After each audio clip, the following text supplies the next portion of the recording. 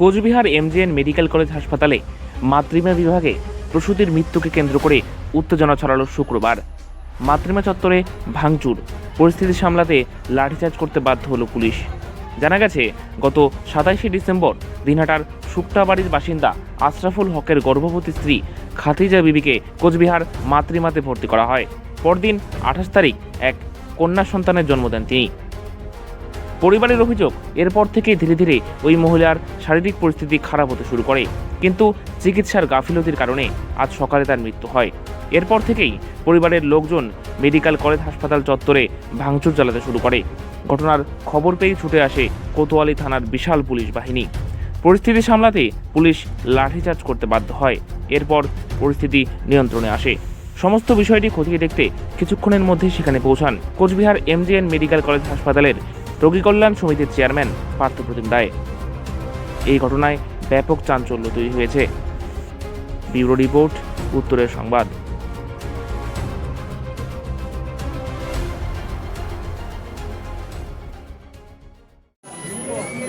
এইখানে কি হয়েছে, আমার মেয়েকে নিয়েছি রবিবারে 5টার দিকে ভর্তি করার জন্য। যখন ভর্তি করা হয়ে গেল, এখানে একজন থাকার কথা ছিল, কিন্তু একজন কাউকে থাকতে দিল না, খালি পেশেন্টটাকে ভর্তি দিল। ভর্তি নেওয়ার পরে তারপর পেশেন্টকে সিজার করলো সোমবারে 2টে 2:30টার দিকে, এরকমই হবে, টাইম ঠিক মানে এরকমই হবে। তারপর মেয়ে সিজার করে নিয়ে গেলো। যখন সিজার করে নিয়ে গেল উপরতলায়, আমাকে একবারও ডাকে নেই যে আপনার মেয়েকে সিজার করতে নিয়ে যাচ্ছি, একবারও আমাকে আসেন। ডাকার দরকার ছিল, কিন্তু ডাকে নেই, আমি বাইরেই ছিলাম। যখন সিজার করা হয়ে গেল, তারপর আমার মেয়েকে নিয়ে গেল 3তলা। আমাকে তার কাছে ডাকলো, আমি গেলাম খেতা কম্বল নিয়ে। তারপর আমার মেয়ে সিজার করার পরে 2 বার 3 বার 4 বার, কোনো সময় 5 বার এরকম করে বমিয়ে উঠেছে। কিন্তু ডাক্তার ওই যে সিজার করছে সোমবারে, ওই আইসে ডাক্তার একবারও রাউন্ড দিয়ে আসেনি। সিস্টারকে যায় বলি, ম্যাম আমার মেয়ে সমানেই বমি করেছে। মেয়ে তো মারা জানে, মেয়ে তো ঠিকই আছে, অসুস্থ না, সুস্থ তো আছে। এরকম করে স্যালাইন জায়গায় স্যালাইন সিজায় যায়, হাতের মধ্যে ব্লাড ছুটে যায়, তবু স্যালাইন ওরা চলে না। তারপর 2-3 বার যাইয়া বলা হয়, ম্যাম ওর স্যালাইন শেষ হয়ে গেছে, হাতে ব্লাড উঠতেছে।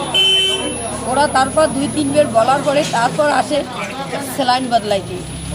এরকম করি হাতের মধ্যে ইঞ্জেকশন দেয়, হাত দিয়ে এরকম করি গোল করি রক্ত পড়তে থাকে।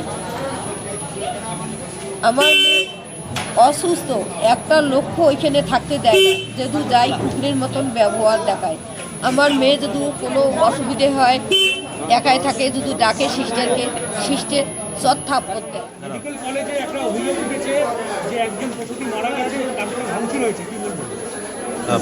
একজন পেশেন্ট মারা গিয়েছে এবং ডাক্তারবাবুরা সেটা যথাযথভাবে সিস্টারদের সঙ্গে কথা বললাম যে তার রোগীর অবস্থা নাকি সংকীর্ণ ছিল। তবুও বিষয়টা নিয়ে যেহেতু একটা বিতর্ক উঠেছে, আমি যথাযথভাবে দেখার জন্য এখানকার যে অ্যাসিস্ট্যান্ট সুপারিনটেন্ডেন্ট আছেন মধ্যমার মৌসুমী কাঞ্জিদার, তাকে বলেছি বিষয়টা খতিয়ে দেখবার জন্য। এবং যারা ভাঙচুর করেছে বা এই সময় বিরুদ্ধে আছে, পুলিশ প্রশাসন বিষয়টা দেখছে। কারণ এখানে বহু পেশেন্ট রয়েছে এবং আমাদের মাতৃমার সাকসেস রেট অত্যন্ত ভালো।